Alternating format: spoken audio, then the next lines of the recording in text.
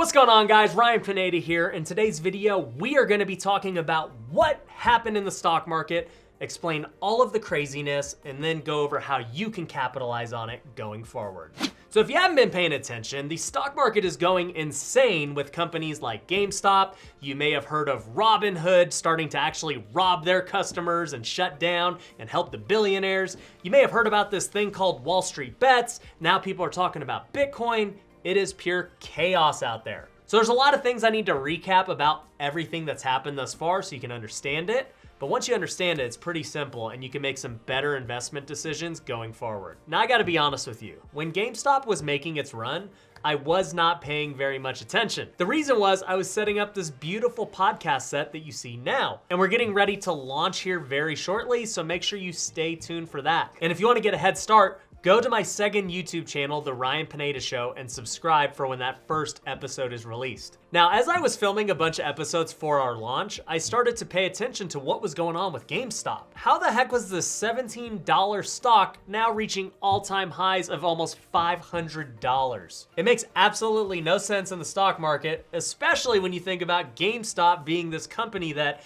for all intents and purposes, should be dead. We all know that people don't really go to GameStop anymore. You can buy and download games right from your console. People buy their consoles from Amazon and all these other places.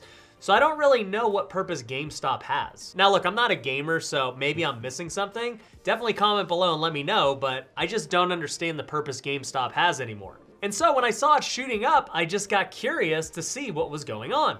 And as I started looking into the news, I realized that they were not the only ones. AMC, the movie theater chain, was also shooting up. They went all the way from $2 a stock to $20. And you might be wondering, how can a stock like AMC be going up when people can't even go to the movie theaters? They're not even making movies right now. And seeing that one got me really curious, but it wasn't until the last one that I got very curious. And that was a cryptocurrency called Dogecoin. And if you guys have no idea what I'm talking about, you're okay. This coin was meant to be a joke. It was based off of this dog meme, but all of a sudden people are trading it and pumping this crypto to new levels. Now the reason all of this was happening was from a Reddit community called WallStreetBets.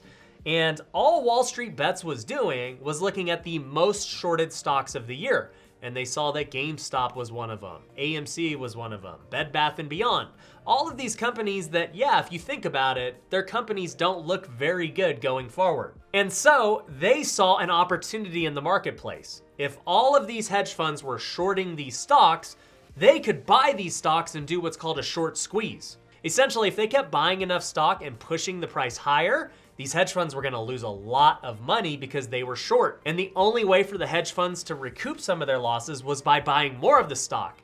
And so what happens is this loop of just buying and buying and buying, and there's more demand than there is supply. You have all of the people at WallStreetBets buying, and then you have the hedge funds continuing to buy so that they can limit their losses. And so the result was GameStop going from $17 to almost $500 in less than a month. And I'll tell you what, those people at WallStreetBets made a lot of money, especially those who stuck with it for the long haul. And honestly, even though they made a lot of money doing it, the real reason they wanted to do it was to stick it to the hedge funds.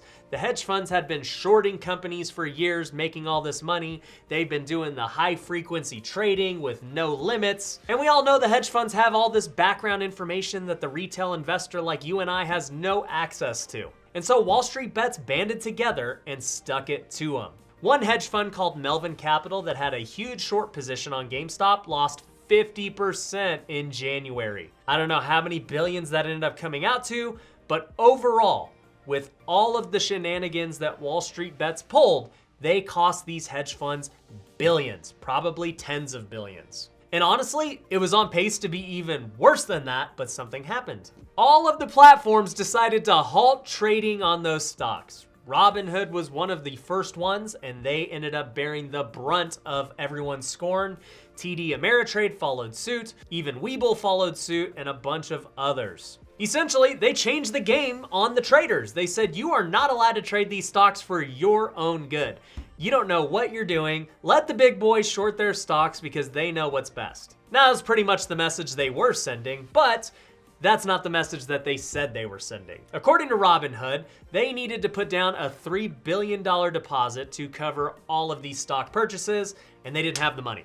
and so they had to halt trading on those stocks. Webull also said something very similar, though Webull was much different in that they allowed trading to happen hours later. And by the way, I'll plug it real quick. I have an affiliate for Webull. If you deposit $100, you get 4 free stocks.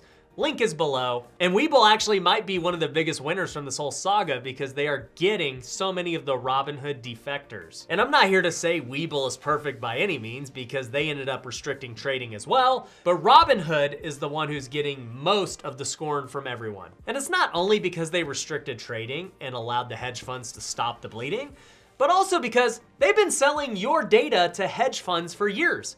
That is in their business model and how they make money. By selling your data and the options and the trades you're making to the hedge funds, it gives the hedge funds the inside access to bet against you. So remember that. Anytime anyone says something is free or free trading, there's always a cost. You just don't know what it is. Even though you're watching this video on YouTube for free, the cost is you gotta watch some ads in between. Robinhood is no different. On top of that, some of the biggest investors that got hurt by this short squeeze are also in cahoots with Robinhood in certain ways. I don't know all the exact details. I'm not gonna talk about it. I know my friends Andre Jick and Graham Stephan has kind of touched on it. You can go watch their videos after this. But long story short, you probably should not be trusting Robinhood very much. So that pretty much sums up what happened last week. But the question you gotta ask yourself is, how do I invest going forward knowing all of this? Knowing that the rules could change at any moment.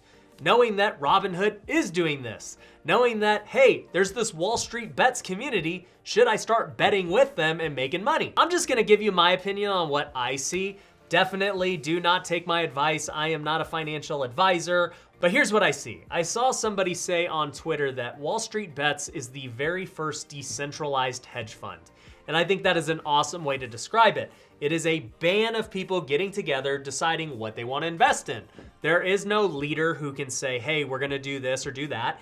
Everyone as a collective has to choose to. And if you hear the word decentralized, it probably makes you also think about Bitcoin. It is the biggest decentralized money supply in existence, and it is something that has been going crazy since all of this chaos. In fact, when all of this was going down, Elon Musk put Bitcoin in his bio. Mr. Beast did the same thing. Other celebrities and influencers started talking about it because we all are starting to notice that, hey, decentralized is probably better.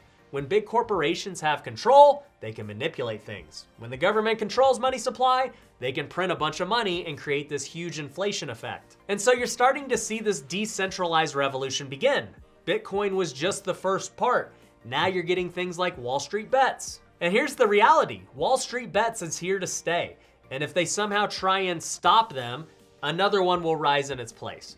And they're gonna be making new bets each and every week now. As of today, they're talking about trying to short squeeze silver. We'll see how it ends up playing out, but the reality is hedge funds have to change their strategy forever going forward because now they gotta account for this risk that the retail traders are gonna band together and go against them.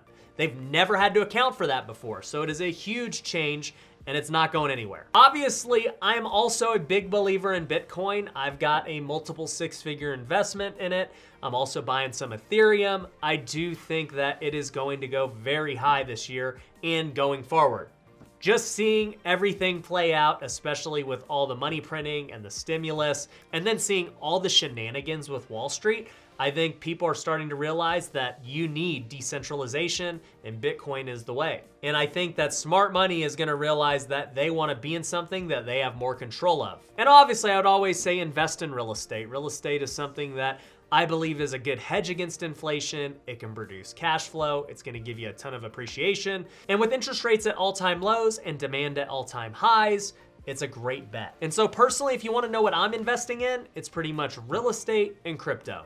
I do have a stock portfolio. I may jump on some of these WallStreetBets trends, but I'm just very cautious of the stock market, knowing now that they'll change the rules at any moment the billionaires lose. And I'm not a fan of playing in markets that aren't fair. I wanna play in markets where I know the rules aren't gonna change. I wanna play in markets that I understand, like real estate, and that'll help me invest in a better way. And that would be my advice to you. Invest in what you know. And on top of that, what's good for me may not be good for you.